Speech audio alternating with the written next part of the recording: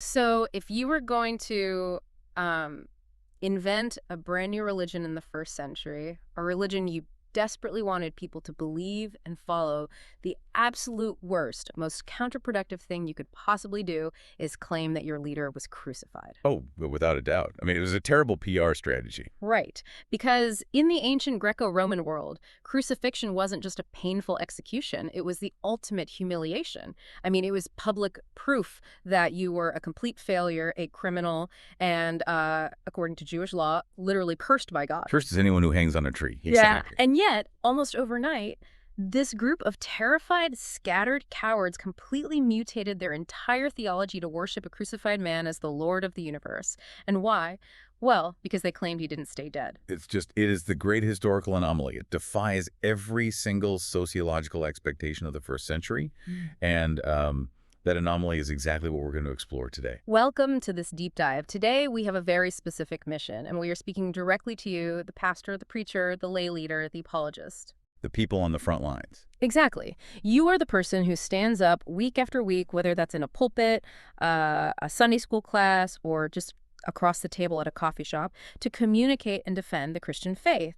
So our goal today is to equip you with a really intellectually robust, historically grounded framework for the resurrection of Jesus. Because you honestly just cannot afford to rely on hollow platitudes anymore. No, you can't. The people in your congregations, and especially the skeptics you meet out in the world, they are highly attuned to the cultural narrative.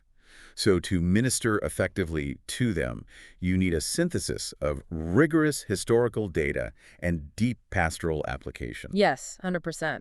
So here is our roadmap based on the incredible stack of sources we are diving into today. We're going to be pulling from the historiographical studies of Oxford scholars, the philosophical frameworks of modern historians, medical analyses of Roman execution methods, and of course the New Testament documents, but we're treating them purely as ancient historical texts today. Right, which is a really important distinction we'll get into. We'll take this journey in 3 stages. First, we start on what we'll call the street, confronting the popular cultural myths about Jesus. Then we move into the academy, where we subject the historical evidence to a grueling, completely secular investigative process. At hard data. Right. And finally, we will land in the pulpit, where we take all of this academic bedrock and apply it to the most painful, visceral realities of human grief. It's a clear progression, really, from cultural skepticism to intellectual certainty, and finally to unshakable pastoral hope. So let's start on the street, because this is the environment you and your congregation live in every single day. You hear this objection in college dorm rooms, you see it on internet forums, and honestly, you might even hear it from people sitting in your pews who are struggling with doubt. Oh, definitely. It's everywhere. We can call it the skeptic script. It essentially argues that the resurrection is nothing more than legendary accumulation. Just a myth that grew over time. Exactly. The narrative goes something like this. Jesus was a simple, itinerant Jewish rabbi who taught some nice moral lessons, angered the authorities, and then tragically got himself executed by Rome. Which happens a lot in that era. Right, a dime a dozen back then.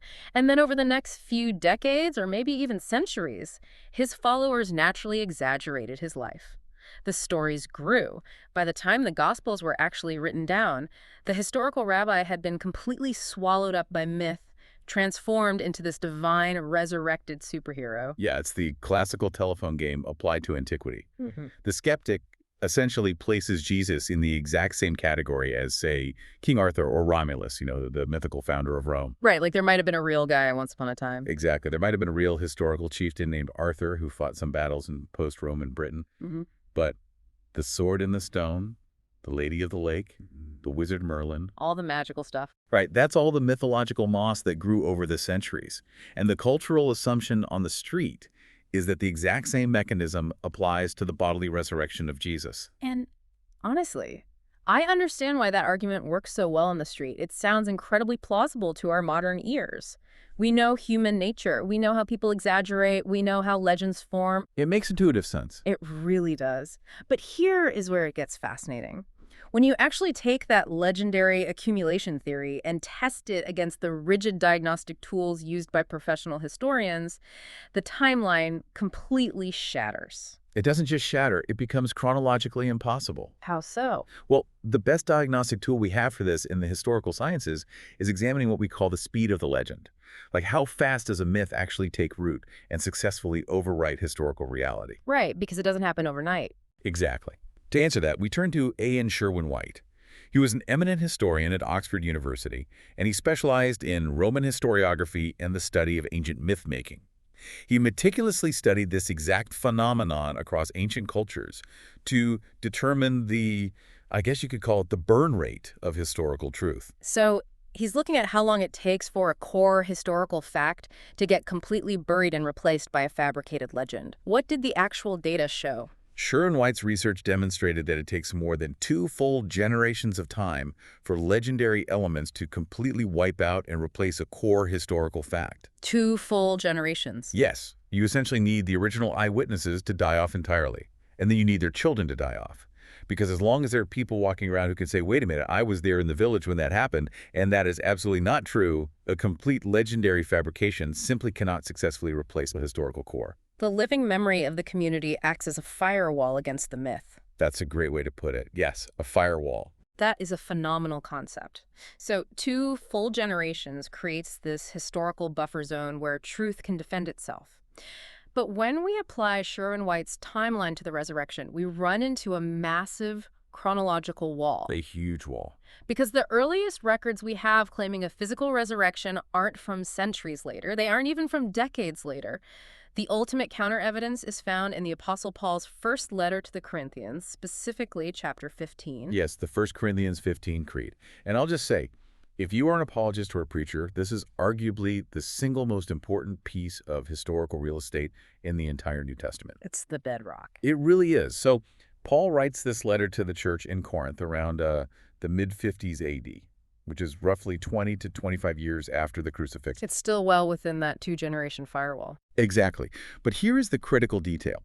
In chapter 15, Paul explicitly states that he is passing on a tradition that he himself had already received. Right. He uses the technical rabbinic terms, paradidomi and paralambano, which basically mean to deliver and to receive.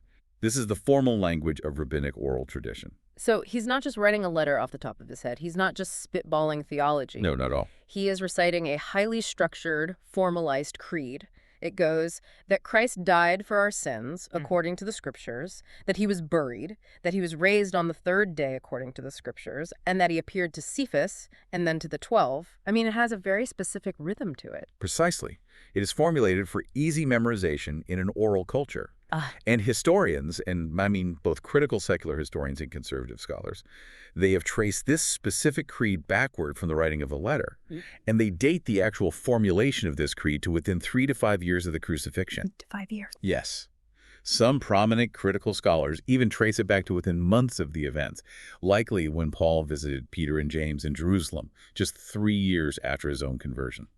Okay, I have to stop you there because I want to push back on behalf of the skeptic listening. Sure, go for it. If I'm a skeptic on the street, I'm saying, hold on. So what if they came up with a catchy poem 3 years later? It was still an oral culture. And oral transmission is basically just the telephone game, right? People forget, people embellish. The gap between formulating the creed and Paul actually writing it down is still 20 years, and the Gospels are even later than that. That is plenty of time for a legend to grow. Yeah. That is definitely the most common pushback you will hear. Yeah. But it fundamentally misunderstands the mechanics of ancient oral cultures, particularly Jewish oral cultures. How so? Well, we tend to view oral transmission through the lens of modern literate societies, where our memories are outsourced to our smartphones. We don't have to remember anything anymore. Right. I can't even remember my wife's phone number without looking it up. Exactly. But in the first century Jewish world, rote memorization and the faithful transmission of sacred tradition was a highly developed, strictly enforced educational science. I mean, rabbis memorized the entire Torah. Wow. So when Paul uses those technical terms delivered and received, he is explicitly signaling that this tradition was carefully guarded and formally transmitted. It wasn't casually gossiped around a campfire. That completely flips the telephone game analogy on its head. It's not a parlor game at a party where things get messed up on purpose. It's a communal, highly structured preservation of data. Exactly. Yeah. But let's take it a step further and look at the geography and really the sheer political tension of the situation. This claim of a bodily resurrection wasn't being made in Rome or Athens, safely disconnected by thousands of miles from where the events actually took place. Right. This creed exploded in Jerusalem, the exact city where Jesus was arrested, tried, and publicly executed. Right under the noses of the Sanhedrin and Pontius Pilate. Yes. Think about the hostile authorities involved here. You have the Jewish religious elite and the Roman political machine, both of whom desperately wanted this new, disruptive messianic movement crushed immediately. They just killed the leader to make it stop. Right. So if this early creed was just a massive public lie, a legendary fabrication about an empty tomb and bodily appearances, they couldn't possibly let that take root, and they didn't have to. If the resurrection was a myth, the authorities had the ultimate, indisputable weapon to destroy Christianity on day one. They just go to the tomb and produce the body. They just produce the body. You take the decaying corpse of Jesus of Nazareth, you parade it through the streets of Jerusalem on a cart, and Christianity dies in the cradle right there in 33 AD. Game over. Completely. Nobody's going to let themselves be thrown to the lions or crucified upside down for a resurrected Lord if his corpse is rotting in the town square. Yeah, you don't die for a guy whose bones you can go visit.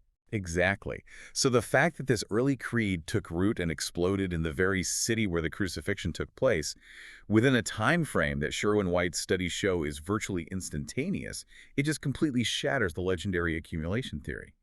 The Sherwin-White timeline simply doesn't allow for a King Arthur-style myth to develop, while the eyewitnesses and the hostile authorities are actively patrolling the streets. That is such a phenomenal diagnostic tool. The street myth of a slow-growing legend is chronologically impossible. The data forces us to abandon it. It really does. But as satisfying as it is to dismantle that myth, it's really just clearing the brush.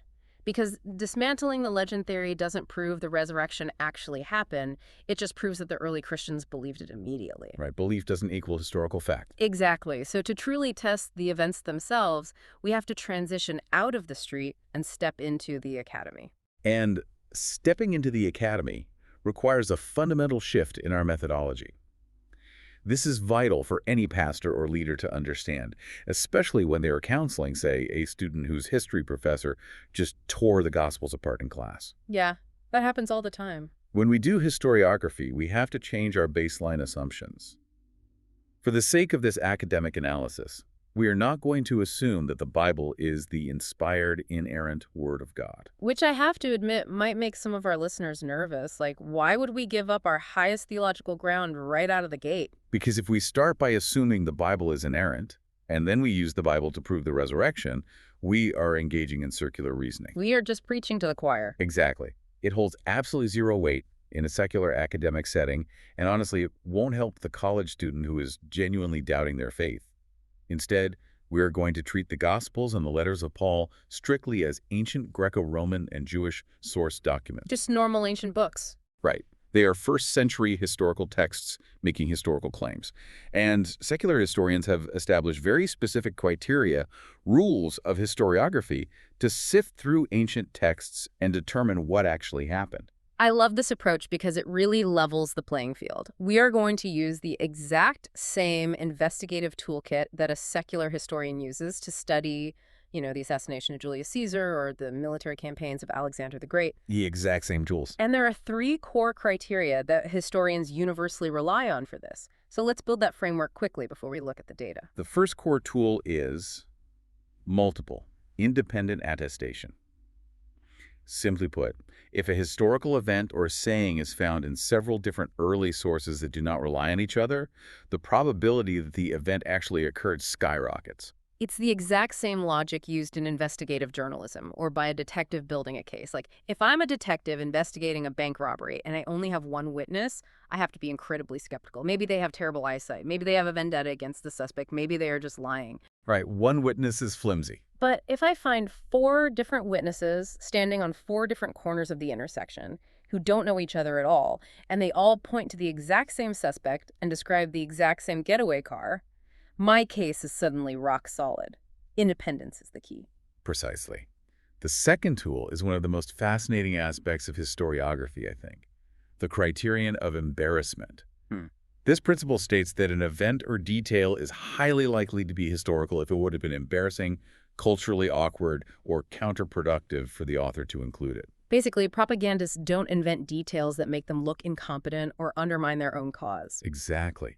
If you are an ancient scribe inventing a glorious myth to make your newly founded religion look powerful and divine, you do not write that your savior's own family thought he was completely insane. Right. You do not write that the hand-picked leader of your movement, Peter, cowardly denied even knowing Jesus to a servant girl while Jesus was being beaten.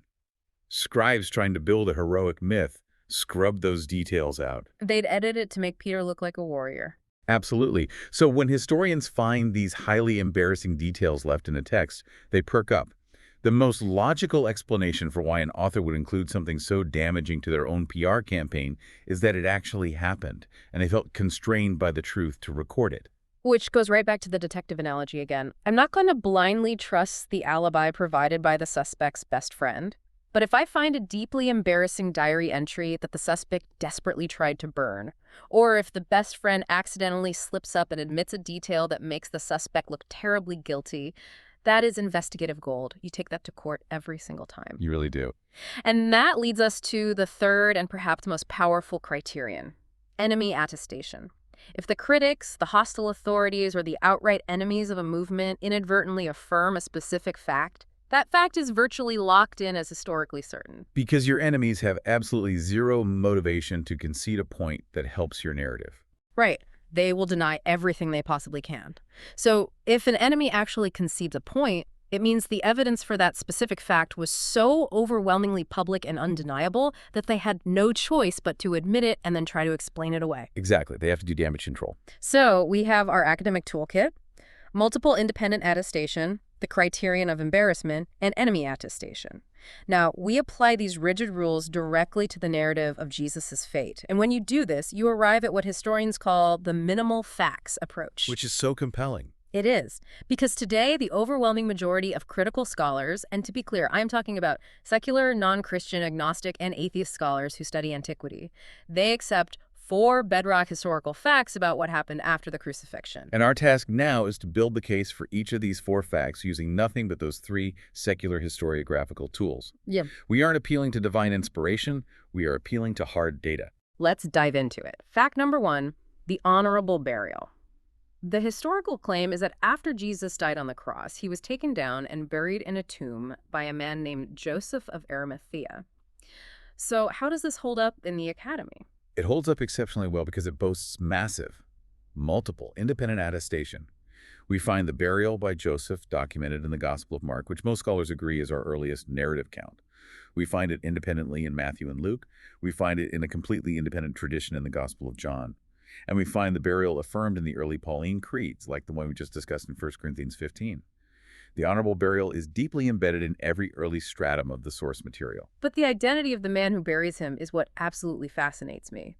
Joseph of Arimathea is not some random, wealthy follower from Galilee. The texts explicitly identify him as a member of the Jewish Sanhedrin. Let's unpack the context of that because it is crucial. The Sanhedrin was the supreme Jewish religious council. It was a high court of 70 elite leaders, Pharisees and Sadducees, who governed Jewish life in Judea. So this is the exact same court that just hours prior had held an illegal night trial, condemned Jesus to death for blasphemy, and handed him over to Pontius Pilate for execution. Yes, and this is where the criterion of embarrassment operates beautifully. Think about the intense, often violent hostility that existed between the early Christian church and the Jewish religious authorities who had orchestrated the murder of their Lord. There was a lot of bad blood there. A tremendous amount. The early Christians harbored deep resentment toward the Sanhedrin.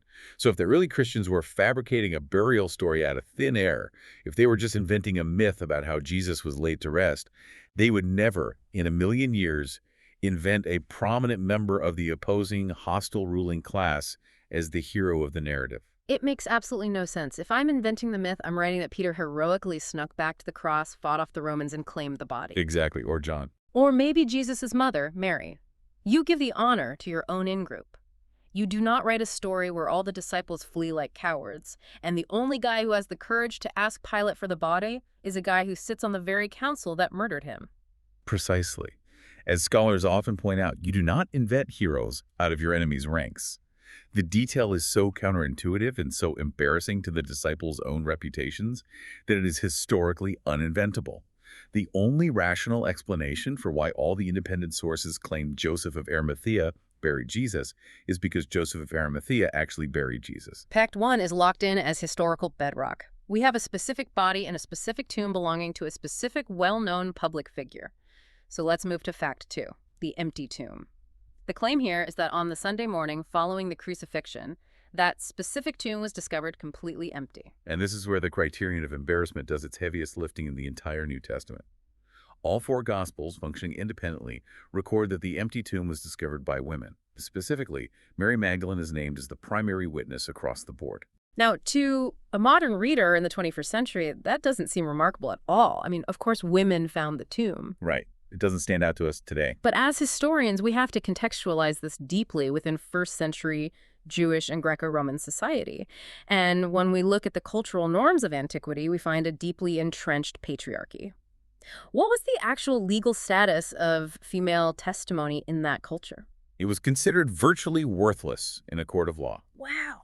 According to rabbinic traditions, women were generally not permitted to serve as legal witnesses. The first-century Jewish historian Josephus, who is a vital secular source for this era, explicitly wrote that the testimony of women should not be accepted in court because of the levity and boldness of their sex. That's wild. It is, but that wasn't just a fringe opinion. That was the codified legal and cultural mindset of the entire era. A woman's word basically held no evidentiary weight. I want to make sure the listener really absorbs the weight of this. Put your detective hat back on. Imagine you are an early Christian leader. You are trying to launch a new religious movement, and you need to invent a highly convincing myth to persuade a deeply skeptical, fiercely patriarchal Roman and Jewish world that your crucified leader has actually conquered death. It's a tough sell. A huge sell. The absolute last thing you're going to do is make your star witnesses a group of women whose testimony literally counts for zero in a court of law. Absolutely. If the empty tomb narrative is a fabricated myth designed for public relations, the early church would have made a prestigious male disciple the primary discoverer. You write the script so that Peter finds the empty tomb, or John, or Nicodemus. You use someone with legal and cultural standing to validate the claim. You don't use Mary Magdalene. No. The fact that the gospel writers uniformly place women as the primary discoverers, a detail that was deeply embarrassing, highly apologetically counterproductive, and actually invited mockery from pagan critics like Celsus later on, it strongly argues that they are simply recording the unvarnished truth, regardless of how awkward it was for their PR campaign. They were constrained by the facts. They told the truth even when the truth was deeply inconvenient. But the case for the empty tomb doesn't just rely on embarrassment. We also have a phenomenal piece of enemy attestation. We do, and it is devastating to the skeptic's argument. In the Gospel of Matthew, chapter 28, the author records an early Jewish polemic, basically a counter-narrative circulated by the religious authorities to explain away the Christian claims. And what was the rumor the Sanhedrin was spreading? They claimed the disciples came by night and stole the body away while the guards were sleeping. And we actually see echoes of this exact same claim persisting in later rabbinic writings from subsequent centuries. Okay, I want to break down the logic of this, because it is a massive historical self-owned by the authorities. What does that claim inherently presuppose? Well, think about the mechanics of an argument. Sure. If the Jewish authorities are running around Jerusalem spending money and political capital to spread the rumor that the disciples stole the body, they are tacitly, undeniably admitting that the body is missing. Yes. It's like telling the teacher, the dog ate my homework. You don't say that unless your homework is actually missing. If the homework is sitting right there on your desk, you just point to it. Exactly. The authorities did not point to the tomb of Joseph of Arimathea and say, the Christians are crazy, the body is still right there, go look. They didn't exhume the corpse and parade it through the streets. Their own counter-argument required the tomb to be empty. By attempting to explain why the tomb was empty with the grave robbery story, the enemies of the early church inadvertently provided the strongest possible historical proof that the tomb was empty. It's brilliant. That is checkmate on fact 2. The tomb was definitely empty, but as I said earlier, an empty tomb doesn't automatically mean a resurrection. A missing body could just mean a grave robber or a displaced corpse. To cross the line from a missing person to a resurrected Messiah, you need something else. You need a living, breathing person. Which brings us to fact 3, the post-mortem appearances. Right. The historical claim is that after his death and burial, Jesus appeared alive to various individuals and diverse groups of people. And here we return to our most powerful piece of multiple attestation, the 1 Corinthians 15 Creed. Remember, this tradition dates to within 3 to 5 years of the events. Paul doesn't just say Jesus rose. He provides a highly specific chronological list of eyewitnesses. It's basically a roster. It is. Yeah. He says Jesus appeared to Cephas Peter, then to the inner circle of the 12. Then he says Jesus appeared to more than 500 brothers and sisters at one time. And Paul drops a massive, incredibly risky historical footnote right there in the text. He casually mentions that most of those 500 witnesses are still alive, though some have fallen asleep, meaning they've died. It is a stunning display of historical confidence. It really is. You have to remember the context here. Paul is writing a public letter to a church in Corinth, which was a major cosmopolitan hub. He knows this letter will be read publicly and circulated.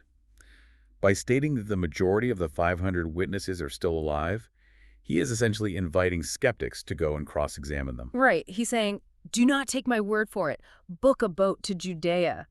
There are hundreds of people walking around right now who saw this with their own eyes. Go ask them. Yes, you do not make a claim like that in a highly verifiable public document unless you are absolutely certain that those witnesses will corroborate the story. If he was lying, he was handing his critics the exact tool they needed to destroy his credibility. And the appearances weren't limited to his devoted followers who desperately wanted him back. The Creed explicitly notes that Jesus appeared to James. Which is another fascinating layer of historical credibility. James was Jesus' own brother, or half-brother. During Jesus' earthly ministry, the Gospels are very clear, using the criterion of embarrassment again, that his brothers did not believe in him. Mark records that his family actually tried to stage an intervention because they thought he was out of his mind. Right, they thought he was crazy. But immediately after the crucifixion, James suddenly emerges as a central pillar of the early church in Jerusalem. He eventually dies a brutal martyr's death in the 60s AD for the claim that his own brother was the resurrected Lord. Now, I have siblings. It would take a lot to convince me that my brother was the divine Lord of the universe. What changes a skeptical, embarrassed sibling into a martyr? It demands a catalyst. Precisely. An appearance of the resurrected Christ is the only plausible catalyst for that kind of radical psychological and theological shift. Now, I want to pause and dive deep into a specific theological nuance regarding these appearances, because this is a place where many modern readers, and definitely skeptics, get tripped up. The gospel writers go out of their way to emphasize the intensely physical, bodily nature of these appearances. Yes, they do. Jesus isn't a floating apparition. He invites Thomas to stick his fingers into the crucifixion wounds. He eats a piece of broiled fish on the beach to prove he isn't a ghost.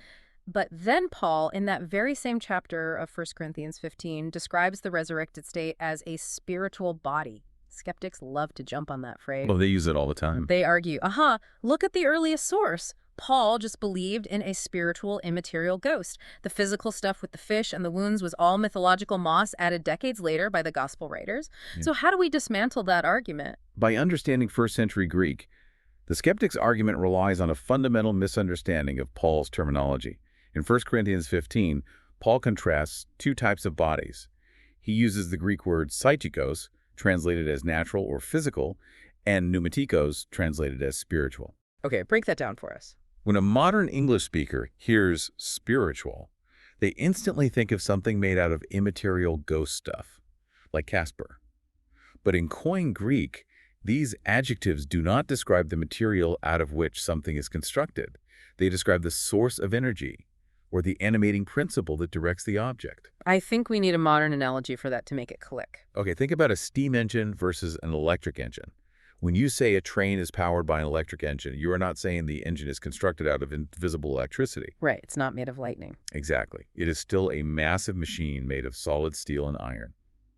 You're saying that the engine is powered, animated, and directed by electricity, whereas the other is powered by steam. That is incredibly helpful. When Paul says the resurrected body is a spiritual body, soma pneumatikos, he does not mean a body made of ether.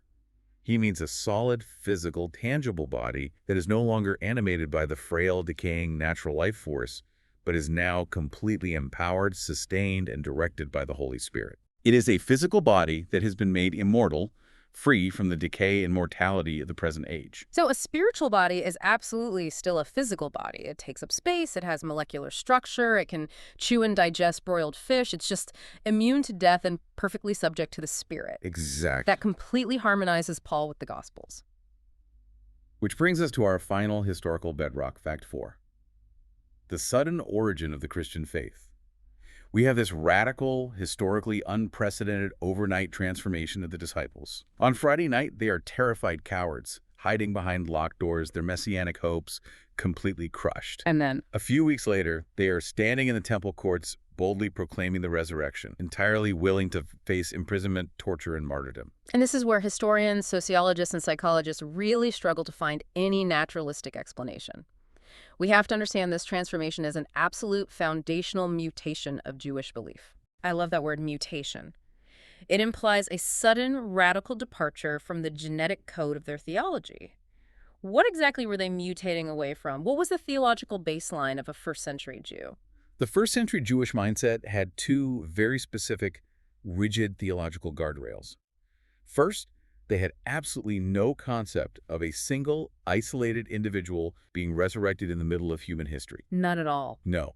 Their eschatology, their theology of the end times, dictated that resurrection was a general corporate event. It was something that would happen to all the righteous dead at the exact same time, at the very end of the world on Judgment Day. Okay. And the second guardrail. Second, they had zero expectation of a Messiah who would suffer, be defeated by the Romans, and die as a common criminal. Yeah. The messianic expectation was of a conquering military king, a new David, who would expel the Romans, cleanse the temple, and establish an earthly kingdom. So a crucified Messiah was a literal contradiction in terms. It was an oxymoron. Exactly. So let's put ourselves in the shoes of Peter or John. If you're a devout first-century Jew, and the guy you thought was the Messiah gets captured, beaten, and crucified by Rome, your theology tells you two absolute truths. One, he obviously wasn't the true Messiah.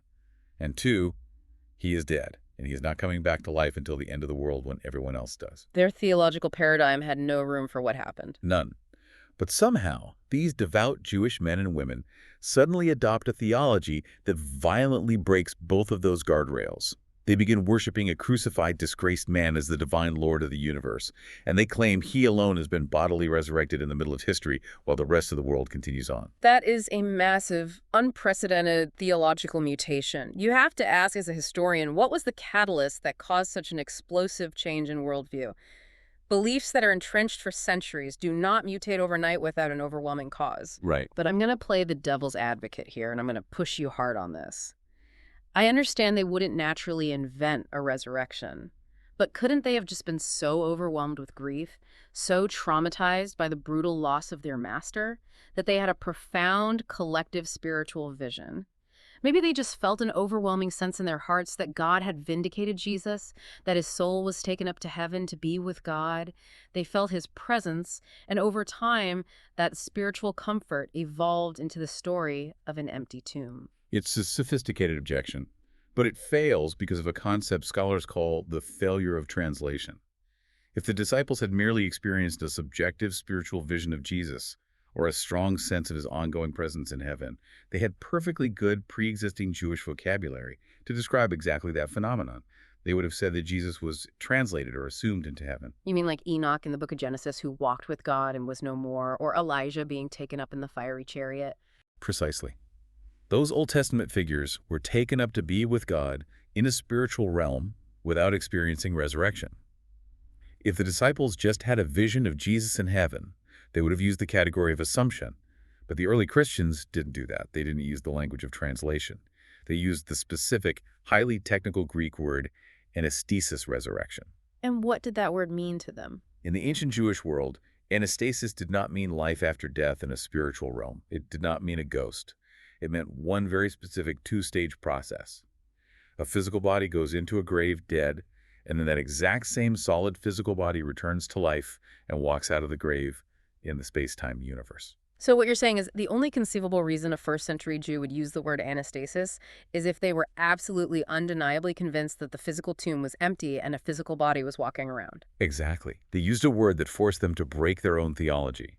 Yeah. They wouldn't do that for a spiritual vision. Okay, that is an incredibly thorough academic foundation. The Academy gives us 4 bedrock facts that any honest historian must reckon with.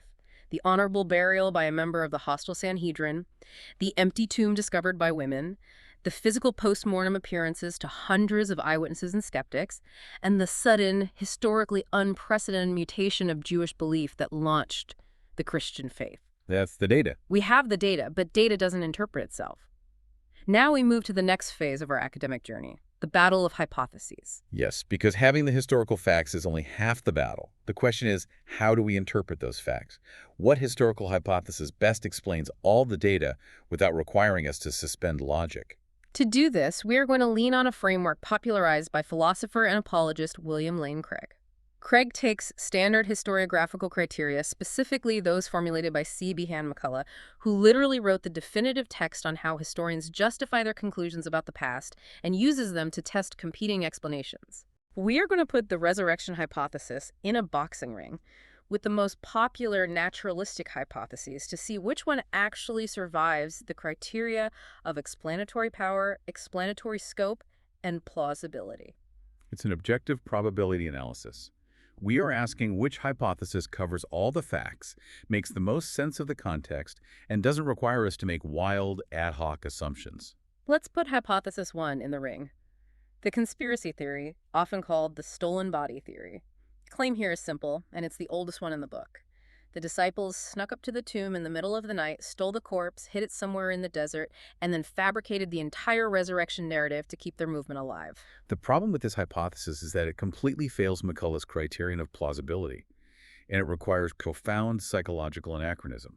It is just a terrible historical theory. Break that down for us. Let's start with the plausibility of the heist itself. From a purely logistical and practical standpoint, you are asking us to believe that a group of terrified, disorganized fishermen and peasants who had literally just fled for their lives into hiding, suddenly regrouped, formulated a tactical master plan, marched up to a tomb that was sealed and guarded by Roman authorities. And let's remember, Roman guards weren't mall cops. They were highly trained professional killers. Exactly.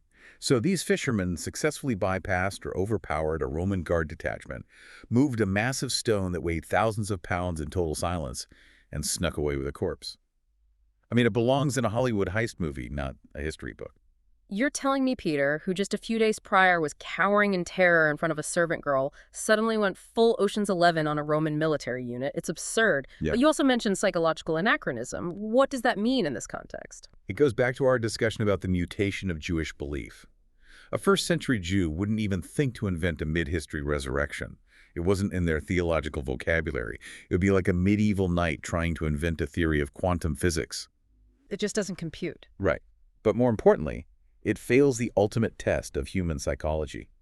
People simply do not die for a lie that they know they invented. This is a crucial point, because people die for lies all the time. Cult members die for lies. Terrorists die for lies. Yes, but they die for lies that they genuinely believe are the truth. They are deceived.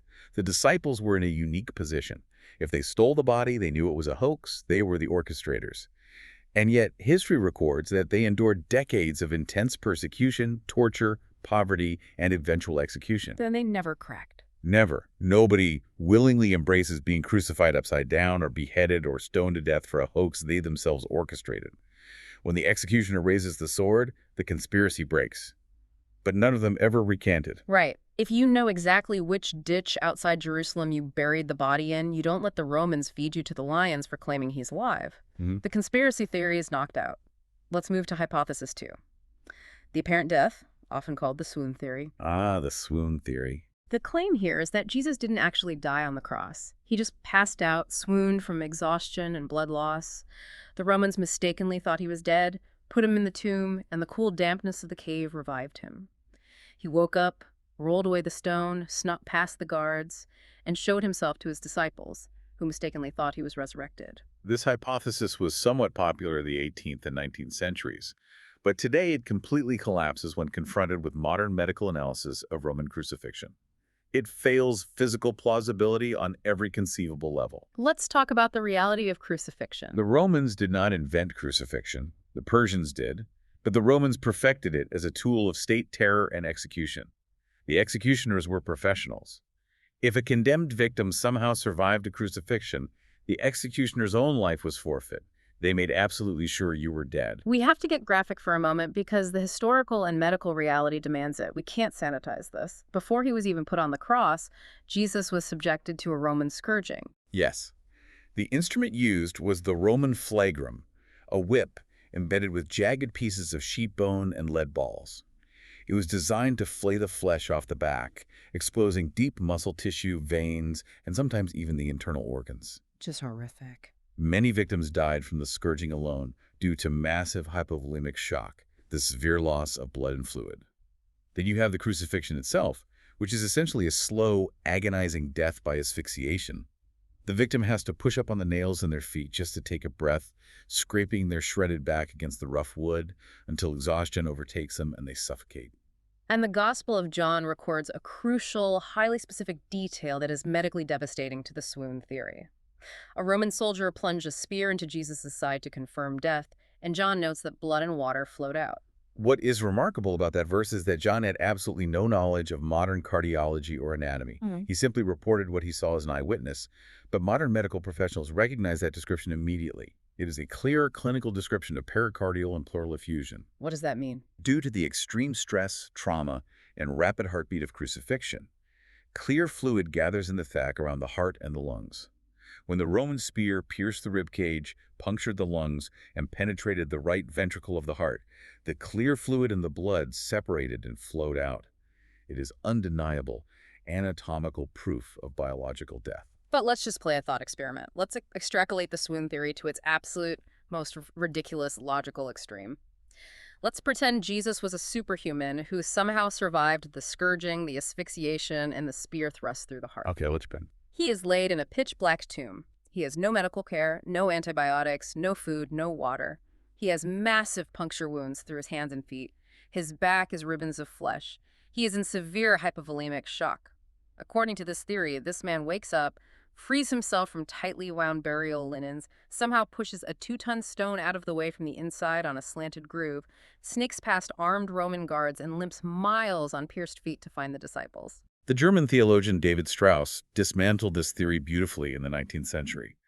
He pointed out that if a mangled, bleeding, half-dead man, desperately in need of a physician and a warm bed, crawled to the door of the disciples, they would not have fallen on their knees and worshipped him as the glorious, victorious Prince of Life who had conquered death. They would have pitied him. They would have run for bandages and tried to hide him from the authorities. Exactly. He would have been a medical tragedy. He would have been proof that the Romans almost won. A half-dead survivor could never, ever be the catalyst for a renal-changing religion built entirely on the triumphant theology of a glorified, immortal, resurrected body. The swoon theory makes zero logical or medical sense. It's out. Which brings us to hypothesis 3, which is probably the most common naturalistic theory in the academy today. The hallucination hypothesis. Very popular right now. The claim is that the disciples were so grief-stricken, so traumatized by the loss of their leader, that they experienced cognitive dissonance. To cope with the trauma, they collectively hallucinated seeing Jesus alive, and they mistook those psychological visions for reality.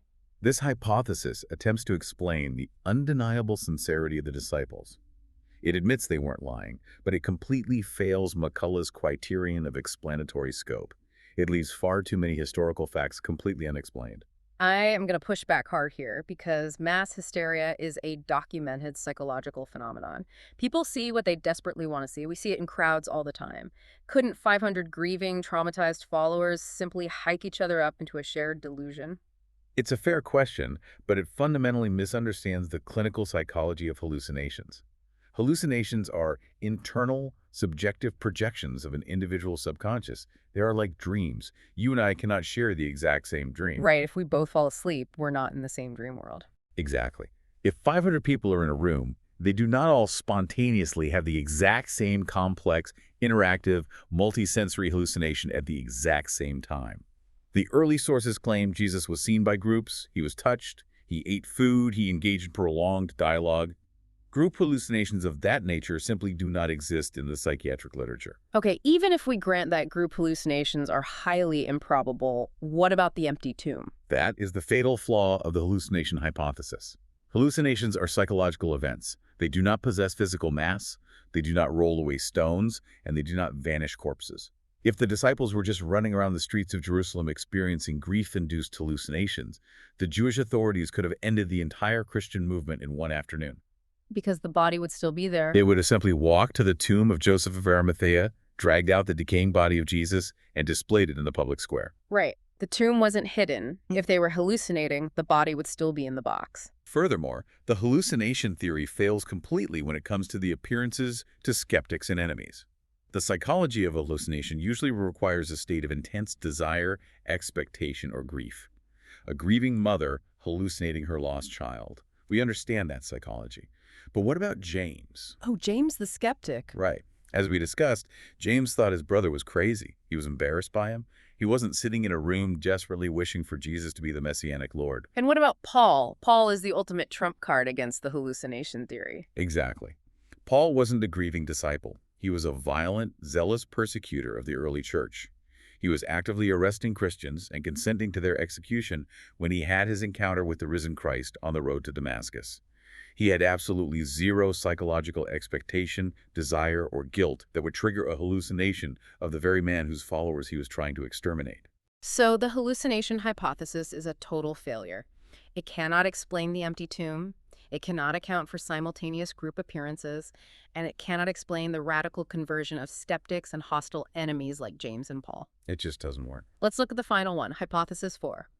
The wrong tomb or the displaced body theory. This is the idea that the women were confused. They went to the graveyard in the early morning light, accidentally went to an empty tomb, panicked, and assumed he was resurrected. Or, alternatively, Joseph of Arimathea moved the body later for some zoning reason and didn't tell anyone. This hypothesis is incredibly ad hoc. Yeah. It requires us to pile assumption on top of assumption, completely ignoring normal human behavior. Yeah. If the women simply went to the wrong tomb, why didn't the Roman guards point them to the right one? Or why didn't the women just look around for the tomb with a broken seal? Right. And more importantly, when the disciples started preaching the resurrection in Jerusalem just weeks later, causing a massive public uproar, wouldn't someone correct the mistake? Yes. Joseph of Arimathea, or the Jewish authorities, would simply step forward and say, "Hold on, everyone calm down. You're looking at the wrong piece of real estate. Yeah. I moved the body over to this other family plot on Tuesday." It's almost comical. It is. The idea that everyone, the disciples, the Roman military, the Jewish Sanhedrin, and Joseph himself simply forgot where the most famous executed criminal in the city was buried is historically laughable. Which brings us to the academic verdict. We've put all these naturalistic theories in the ring. The conspiracy theory fails on plausibility in psychology. The swoon theory fails on medical science. The hallucination theory fails on explanatory scope in the empty tomb. The wrong tomb theory fails on basic common sense. They have all been knocked out. What is left standing? The only hypothesis that possesses complete explanatory scope and explanatory power to account for all four historical bedrock facts is the resurrection hypothesis, that the God of Israel actually raised Jesus of Nazareth from the dead. It perfectly, elegantly explains the honorable burial, the empty tomb, the diverse physical appearances to groups and enemies, and the radical, history-altering mutation of the early church. So why don't all historians accept it? The only reason modern secular scholars reject it is because of an a priori philosophical prejudice against miracles.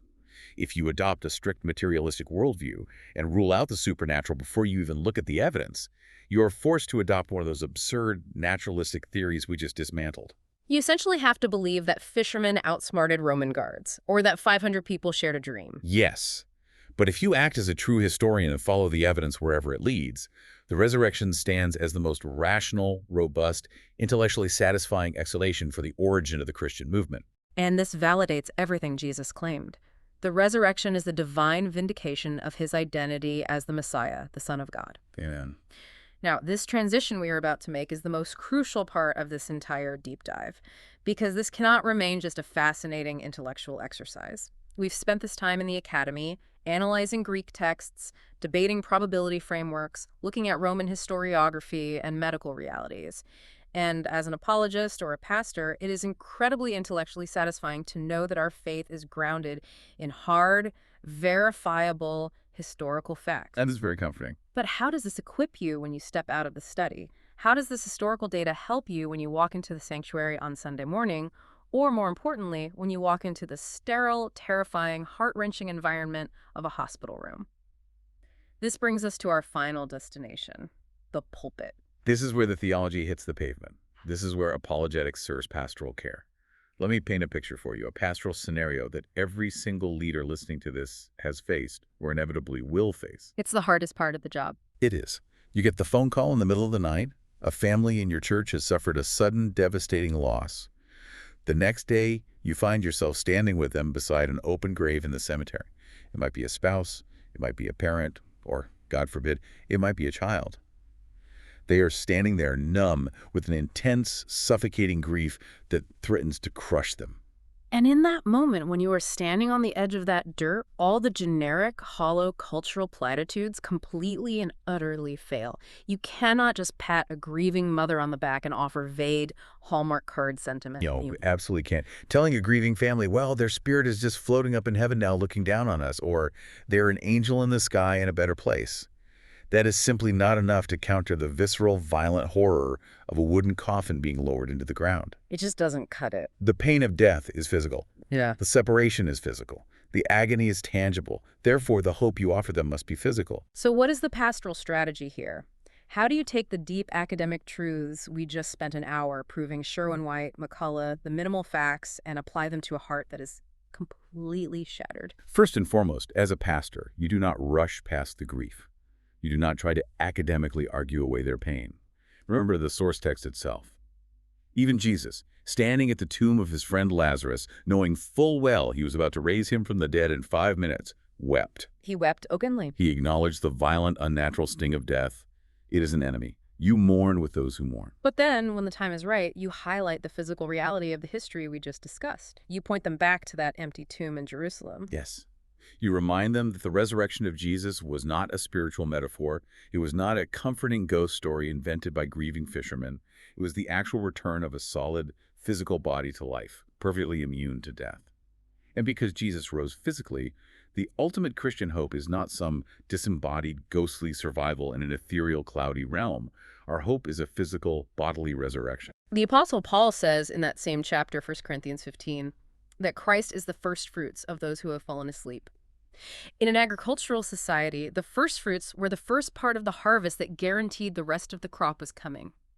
His physical resurrection is the prototype. It is the absolute guarantee of what will happen to those who belong to him. This means that the graves of those who sleep in Christ, the grave you are standing beside, will one day be empty, just like his. The reunion will not be as floating spirits waving to each other in the clouds. It will be in glorified, physical, spiritual bodies in a renewed, physical, restored creation. You will hug them again. That is an unshakable, load-bearing anchor of hope. It changes everything. It establishes absolute certainty for the believer. As a pastor, you don't have to cross your fingers and hope this is true. You are not peddling a comforting myth to make people feel better about the dark. You are resting on a historical event that has been rigorously tested by the fires of history, cross-examined by the sharpest tools of the academy, and proven true. If Christ stayed dead, Paul says our faith is utterly futile. We are to be pitied more than anyone. He's just another failed prophet in a long line of dead martyrs. But because he rose, because that tomb was verified empty and he physically appeared to hundreds, he holds the actual physical keys to death and Hades. The historical bedrock we discussed isn't just academic trivia for a debate stage. It is the foundation of pastoral care. When you stand at that grave, you can look that family in the eye and say with total confidence that death does not get the final word because the grave has already been defeated from the inside out. So here's the homiletical hook. This is the big idea for you to take it directly into your pulpit this Sunday, your small group, or your next counseling session. Our faith does not hang on a philosophy. It does not hang on a set of abstract moral teachings or mystical feelings. It hangs on a concrete, verifiable, physical event in space-time history. Because the tomb of Jesus is empty, your hope is full. It is a remarkable, breathtaking synthesis of history and theology. But if we connect this to the bigger picture, it demands a personal response. This brings up an important question for all of us, not just for the congregation you lead, but for you as the leader. I completely agree. What is the final provocative thought we need to wrestle with today as we close? Think back to the academy, to that mutation of Jewish belief we discussed earlier. The historical reality of this physical event caused first-century believers to completely abandon centuries of deeply ingrained tradition. Think about what they gave up. Everything. They walked away from the Saturday Sabbath, which was the very marker of their identity. They abandoned the temple sacrificial system. They mutated their entire worldview, their social standing, and their religious habits overnight, simply because they encountered the reality of the empty tomb. Wow. So the challenge is this. If the reality of the resurrection was powerful enough to completely upend the lives of first-century believers and cause them to abandon their most sacred traditions, what deeply ingrained cultural habits, what lingering intellectual doubts, or what comfortable self-serving traditions in your own life are demanding a radical transformation today in light of that same empty tomb? What needs to mutate in your own heart? What areas of your life are you still living as if the tomb is occupied? The historical evidence shows us that the resurrection isn't some ancient myth we just passively inherit. It is an unyielding, jagged reality that simply refuses to stay buried, and it demands everything from us. Thank you for joining us on this journey from the street through the academy and into the pulpit. Keep preaching the empty tomb. We'll see you next time on The Deep Dive.